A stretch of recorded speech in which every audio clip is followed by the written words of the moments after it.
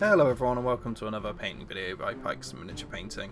So in this video I'll be doing the Stormcast Eternals Knight-Incantor, which will be for my upcoming Stormcast army. I'm going to do the whole video for the whole model, so it'll cover everything. There might be a few little details that get skipped, like the eyes and things, but those are just so hard to record for being such a tiny little thing to do. So as you can see, I've pre-built the model into two parts. The body is push fit. This is the one that you get free with the little start collecting magazine. So the arm with the staff will pop off, and I've put the head on a little a stick to paint separately. So I start out by airbrushing the model with Vallejo grey primer. You can see here I've put a little bit of blue tack in the socket where the head goes. This is just so that I can cover up some of the plastic, so when I glue the head in there's a stronger bond of plastic to plastic than instead of over some of the primer and paint. It's a very light grey primer, so it actually looks quite white in the video here. I can assure you it's a light grey.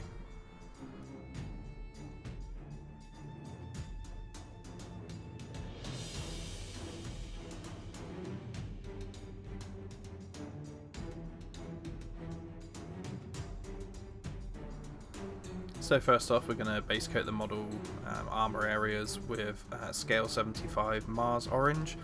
This is my orange recipe I used on my Skaven and on my Tzeentch Tzaangor armour.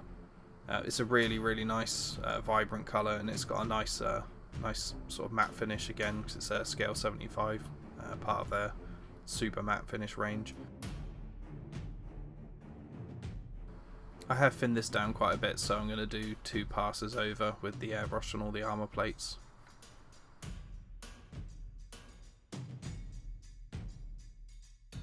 So just while I'm airbrushing this orange on in the video there, I'll go through what I'm actually going to be doing with the Stormcast. So I'm going to do a low-ish model count army, probably 25 to 30 models, I guess. I don't want to do too many to this standard. Just, you know, if you're doing massive units to this standard, it's just going to take too long. So I'll likely do 15 to 20 sort of size infantry models like this, and then probably a big thing like the Star Drake. I've already got a Star Drake video that I'm doing to go on YouTube for free, which is the one I'm doing in red and blue, which I put some teasers up for some time ago now. I'll get that finished and get that up for you, but I'm going to do my own Star Drake for this army, and that will be using this orange colour scheme on the armour on the model. And I think the Drake, I'm going to do a bit of a different colour, something no one's really done yet that I've seen, but I'll keep that one for a little surprise for when it actually comes to recording. You could base coat this down with just using a brush, but obviously having access to the airbrush, I just you know, always opt to do it where possible, because it does save a bit of time.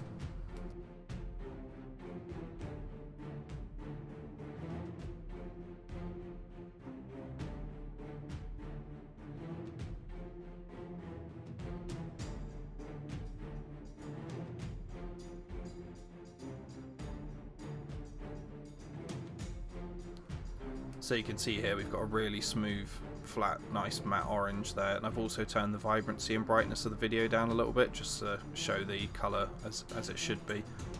So I'm going to use Soul Yellow now, again from scale 75. This will be to highlight all the raised bits of the armour. So you're looking at the segments on the feet here, the tops of the shin guards, the knee pads, the tops of the thigh, top of the glove, the sort of top part of the fingers, the shoulder pads, top of the chest plate, and the like heel plate bit either side at the bottom of the shin.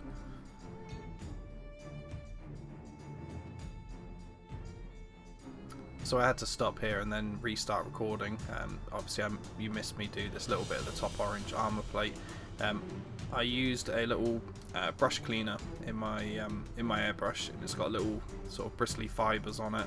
Unfortunately it's got so old now it's worn away, and quite a few of the little fibres came off inside the brush mechanism, so I had to strip it down and completely clean it out, because the little hairs on the bristles just sort of got stuck in the chamber and blocked it up. So I just had to do a quick clean, strip down and get it going again.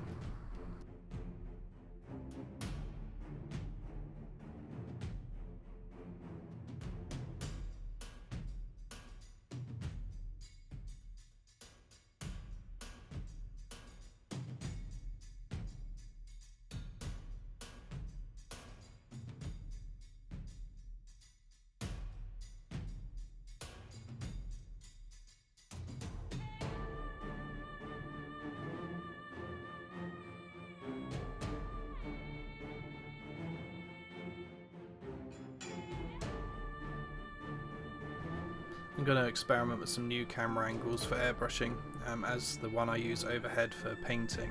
Sometimes it's just hard to keep the position of the model and the angle of the airbrush correct for like the sort of plates you're trying to hit, like especially on the feet there. I don't want to get too much past the model. I just want to hit the ends of the feet.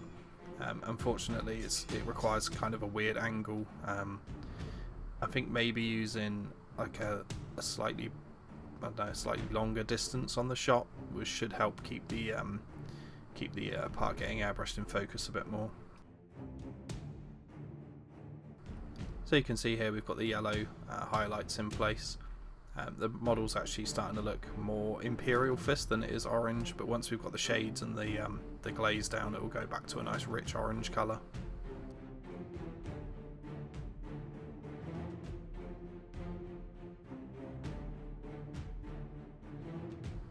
So we're going to use scale 75 red leather. This is a really nice, rich, vibrant colour. It's more of like a reddy brown, and it shades orange really nicely. So here you can see I'm just getting in the underside of the chest plate there at the back, under the arms, under the shoulder pads, under the gloves, and then I'll get under sort of the shin guards and the underside of the chest at the front as well.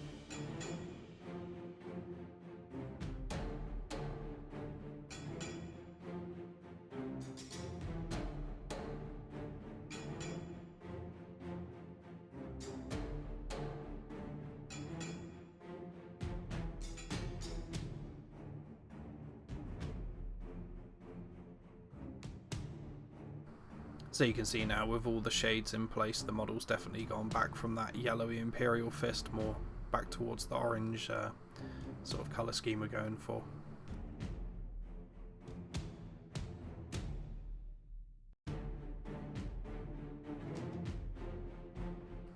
So I've made a nice thin down glaze, which we can actually use as a wash as well to pool in some of the recesses. This is Army Paint at soft tone with a lot of medium in it, maybe 6-8 drops of medium to 1 drop of the soft tone. Now this is just gonna like harmonize the colors across the armor plates and just give you that nice transition that will pull in any of the sort of more harsh highlights and shades back to a nice soft orangey. This will also sit in the recesses a little bit, like I said, so you can use it as a wash, but because it is very thin, don't let it pool, because it will tide and then you'll get those nasty watermarks in the corners of the armor plates and you have to go back over and redo them.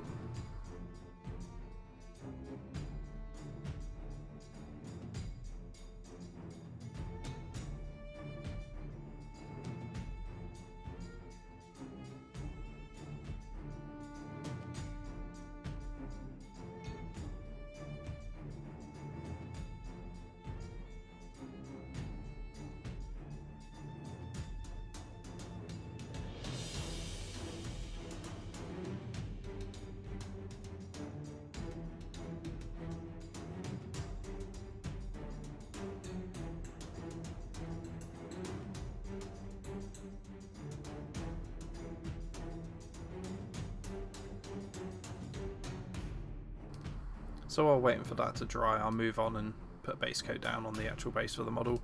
So I'm using Games Workshop's Stegodon Scale Green here. I'm just going to apply that over all the cork and the sand to get a nice solid base coat down.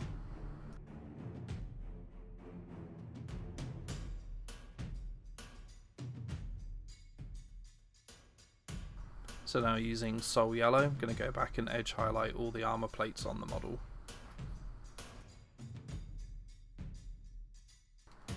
A lot of these highlights can be achieved using the side of the brush as well, so this is actually quite a quick process in terms of, you know, how long it takes to do each highlight. There are quite a lot of them though, so it will take a little bit of time.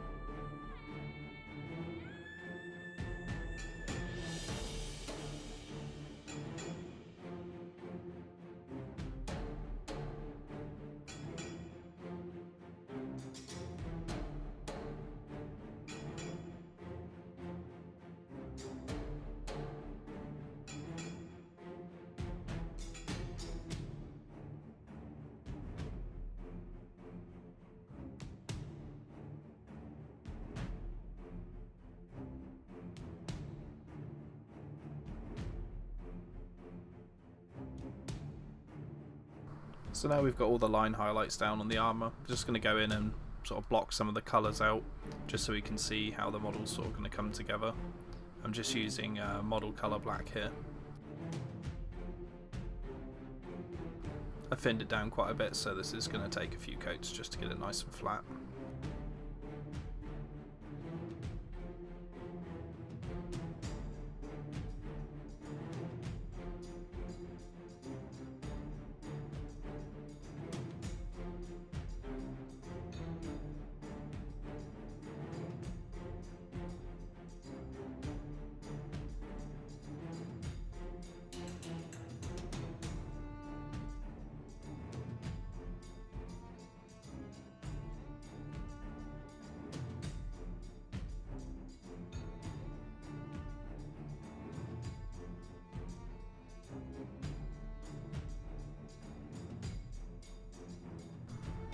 Using scale 75 deep blue, I'm going to block in the bottom set of robes here.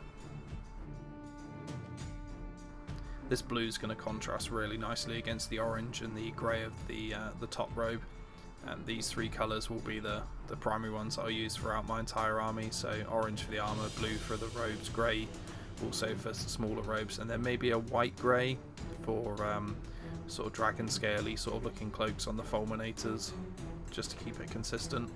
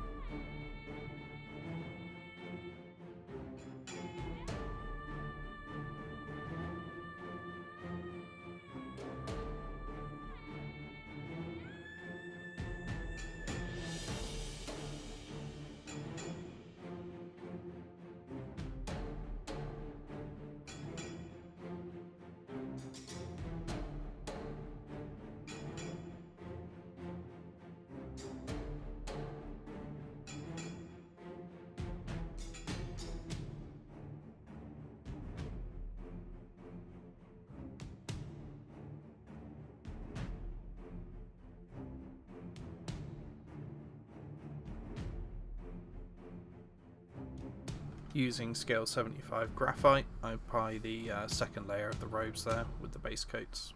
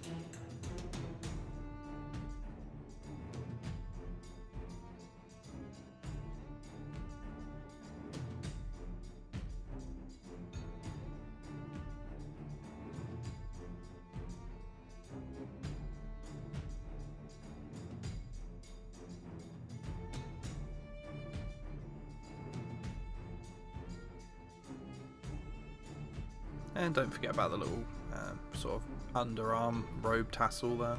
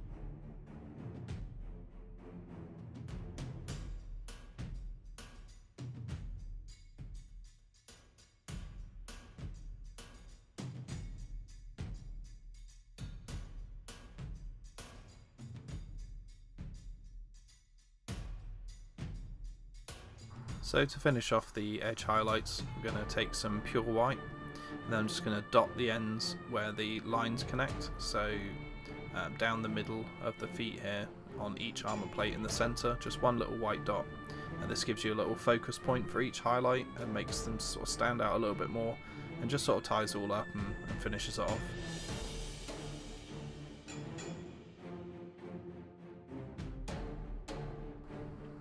I do also dot the rivets, but I missed out a step here. I need to put the little yellow dot on them first before I go ahead and put the white one on top.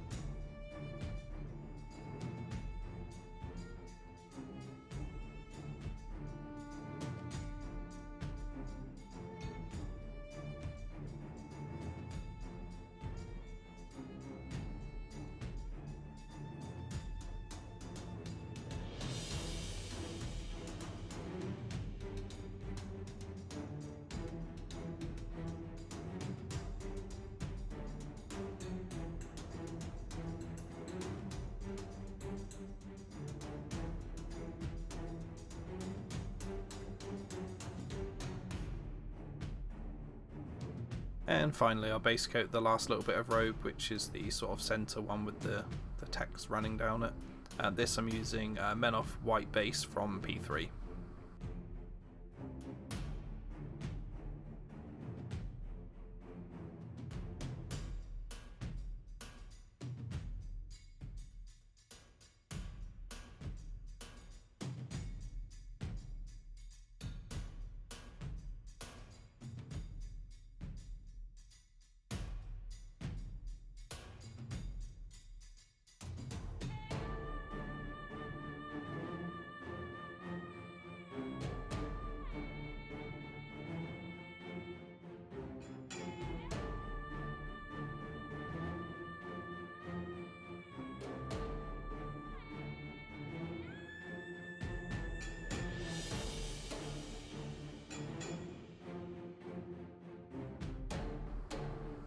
So I dry brush the cork on the base here and the sand with Games Workshop Storm Vermin Fur. First, just a pretty heavy dry brush over the top. Keep the blue base coat shining through, but give it that sort of nice grey stone texture on top. And then once that's completely dry, do a dry brush of a Longbeard Grey, which is actually one of the dry paints, over the top of it.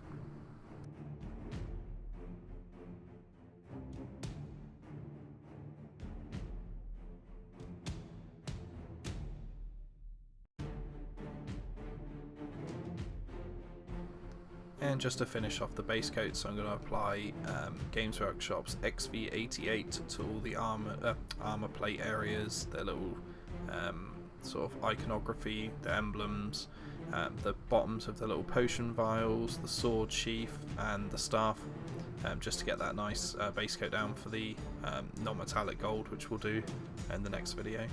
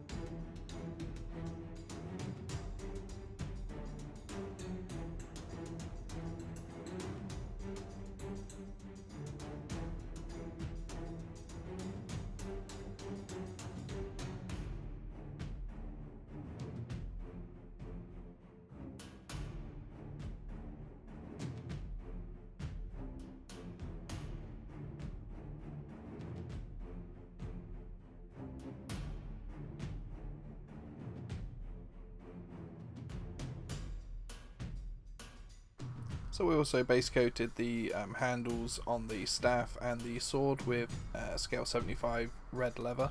This just keeps it consistent with the shading we already did, so we want to keep some of the colours sort of throughout the model. So at this point in the model you can kind of see roughly what it's going to look like when it's finished colour wise. You can see, you've blocked in all the areas, where you've got to, fix up all the highlights and everything just to keep it consistent across the armour now. The robes will be done similar to the way the Tidecaster robes were done in the video a few months back. But I hope you enjoyed the progress on the armour in this one, and I'll do all the sort of details and skin, robes and bits in the next video. And as always, thanks for the support, and see you guys soon.